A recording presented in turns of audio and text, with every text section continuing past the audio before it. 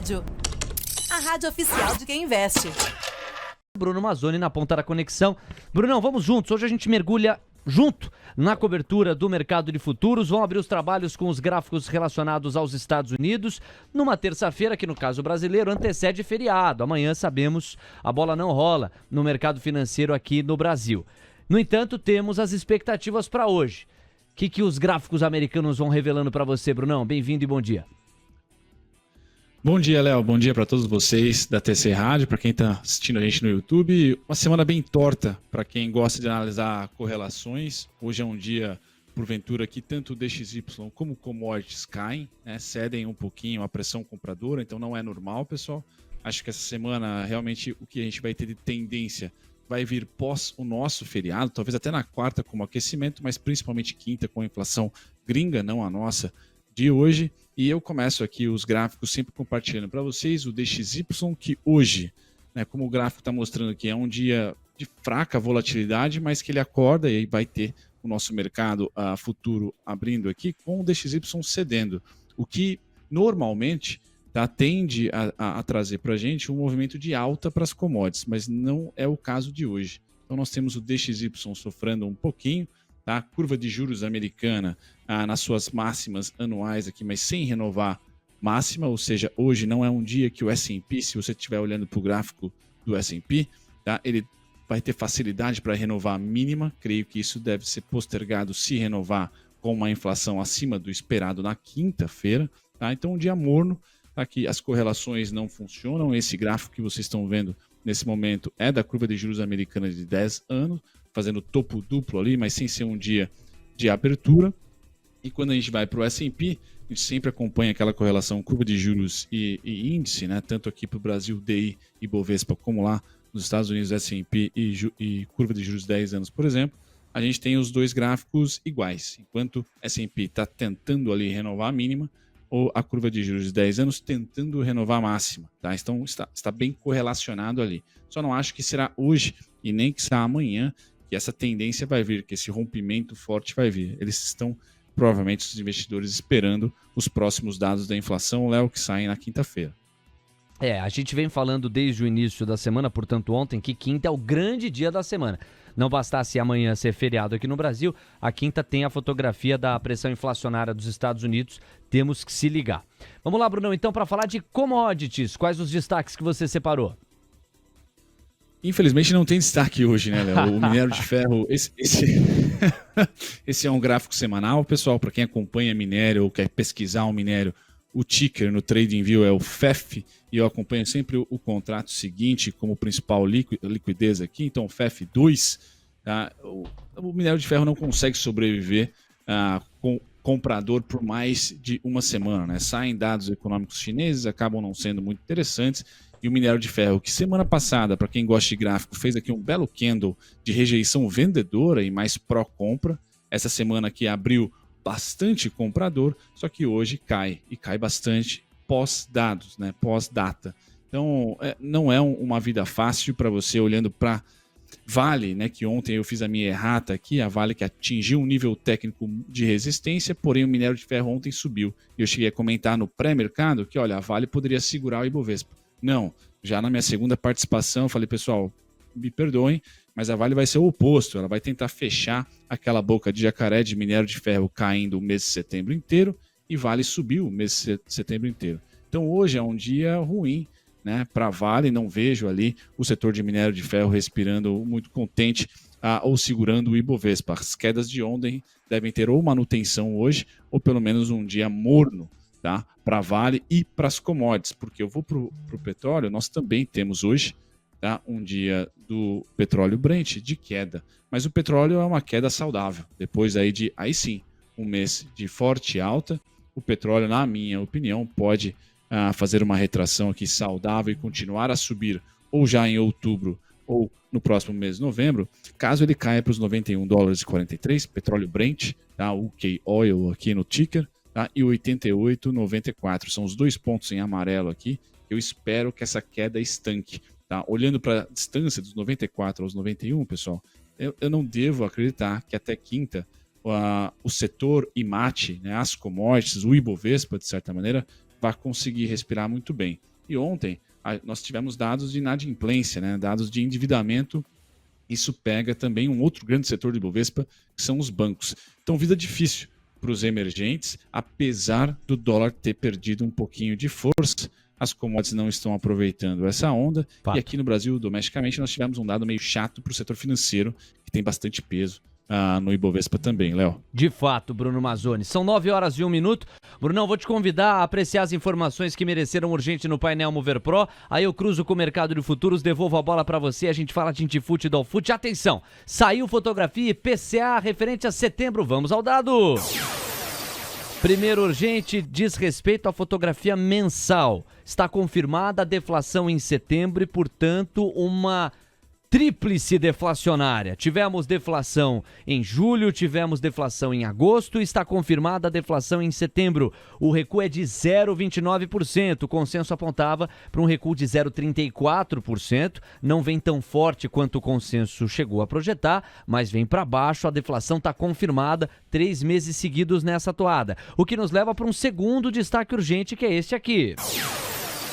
IPCA acumula 7,17% de pressão com os dados de setembro no 12 meses, ou na fotografia de 12 meses. Esses dados são do IBGE. O consenso apontava para um acúmulo de 7,10%. O acúmulo está em 7,17%. Vamos lá com esse tempero já cruzar com a cobertura do mercado de futuros pelo seguinte, nós já temos aqui o Indifute abrindo os trabalhos em viés de baixa, 0,31% de recuo, 115.725 pontos. A moeda americana está no 0 a 0, R$ 5,207, praticamente pouco se mexeu. É um leve viés de baixa de 0,02%. Estável, portanto, o dólar neste momento. E a curva de juros, que costuma ser aquela que melhor traduz os efeitos e os impactos da pressão inflacionária e, portanto, do IPCA, ainda está muito tímida. Poucos contratos surgiram nas 4 linhas do gramado. Os que surgiram no curto prazo estão levemente estressados. O IPCA veio um pouquinho pior do que o imaginado, embora confirmando a deflação, e nós temos isso se traduzindo em contratos com vencimento em janeiro de 23, 24 e 25, com um pedido médio a mais do prêmio de 4 pontos base e meio. Agora a curva de juros está completa e o viés é altista de ponta a ponta. Nós temos ainda que de maneira tímida todos os contratos pedindo mais prêmio. Em média, 4 pontos base a 3 pontos base e meio a mais nos prêmios. Vamos para mais um destaque urgente no painel Mover Pro que diz respeito à pressão inflacionária em setembro. Dados do TC Matrix, difusão do IPCA passa de 66,25% para 61,54%. Essa notícia não é boa, é excelente. Significa que o fenômeno inflacionário está menos difuso, está menos contaminado ali em toda a cesta de produtos e serviços monitorados pelo IPCA. A difusão, o espalhamento da pressão inflacionária sai de 65,25% dos produtos e serviços monitorados, vai a 61,54%. Isso também se desdobra num outro urgente, é esse aqui. Média dos núcleos do IPCA passa de 0,71% para 0,49% em setembro. Também uma notícia positiva, porque o fenômeno inflacionário está ficando mais manejável ou mais fácil de manejar, menos complexo de se manejar. 9h04, Bruno, nessa que já virou uma cobertura especial do nosso Expresso da Manhã com o tempero da inflação, vamos contigo então falar de Dolfute, de Indifute. Saiu o IPCA de setembro, hein, Brunão? Vamos lá, Léo, vamos lá. Eu vou comentar com vocês, pessoal, aqui a nossa curva de juros para tentar trazer uma relação da mesma maneira que eu fiz com o S&P. Vamos tentar fazer o mesmo exercício aqui com a nossa curva de juros, não 10 anos, um pouquinho menos aqui para 2028. Para quem pesquisa o ticker no TradingView é DI de Ibope, aqui 1F 2028. Esse é o gráfico que vocês estão olhando e na base semanal. Quero trazer para vocês o contexto atual do pós-primeiro turno. Em nenhum momento a gente chegou a fechar a curva de juros, vamos ver depois desses dados de inflação, mas não deve ser o necessário ali para gerar um movimento forte de fechamento. Em nenhum momento a gente fechou a curva de juros para além de setembro. Tá? Então, enquanto o Bovespa estava ali em 118 mil, acho que chegou a bater 119 ali, não estava correto, de acordo com a precificação da curva de juros. E aí a gente sempre ia comentando aqui no Expresso da Manhã, a curva tende a ir antes do preço do índice Bovespa. Então, se você está comprador, o sinal ainda não foi dado. Tampouco tá, para romper os 106 mil pontos. A gente não abriu e está bem distante de abrir essa curva de juros. Então vamos monitorar essa curva de juros, pessoal. Ela está lateralizando, como a gente comentou. Então o Ibovespa merece, tá, ter muita dificuldade aqui para romper mínima e continuar, para romper máxima e continuar. Lateralizando, esse movimento lateral, a gente deve esperar até que a curva de juros, assim como foi no mercado americano, dê o sinal. O Ibovespa hoje abre ligeiramente estável, com muitos pedágios aqui, pessoal, então não espero muita tendência. O primeiro suporte pós-abertura aqui acaba sendo 115.475, caso a gente feche os primeiros 15 minutos acima, depois 115.205, depois a gente vai lá para o 114, tem boa parte aqui, é bem provável que a gente invada esse 114, tá? 210, 114, 295, 114, 105, e o último suporte para essa semana, caso o CPI venha azedo, a gente pode tocar ali na quinta-feira no 113.225 mil pontos, tá? Esses são os suportes para cima, 116.935, 117.235 e via curva de juros, que hoje está subindo, é difícil a gente imaginar, porque está rompendo máxima de ontem, que a gente sobreviva acima da máxima de ontem. Qual é o ponto? 117.490. Então monitorem, o mercado financeiro não é sempre chato,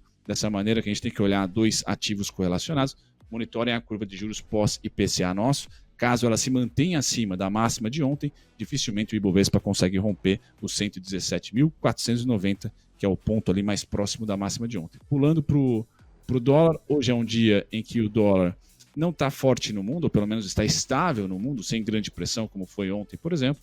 Então eu espero que o nosso dólar não consiga também romper a máxima de ontem. Coloco os pedágios aqui em 5.228,5, 5.244,5, 5.261, tá? Para baixo, 5.192, muito próximo. Ele acorda, se eu não me engano, aqui no 5.204, que foi o grande ponto de ontem. E para baixo, 5.149, 5.121, 5.117,5 e termino com o glorioso 5.110. Se o CPI vier fraco, pessoal, essa semana aqui, acho que vai ser finalmente a semana que a gente rompe o 5.110. Se o CPI vier forte, voltamos ali para o 5.318. Essa seria ali os pontos ápice ali, tanto para baixo como para cima do dólar essa semana, Léo. Maravilha. Bruno Mazzoni ao vivo com a gente. Brunão, entregues os pontos e os principais racionais do nosso Morning Call. Eu te agradeço e a gente volta a conversar um pouquinho mais tarde aqui no Expresso. Até lá.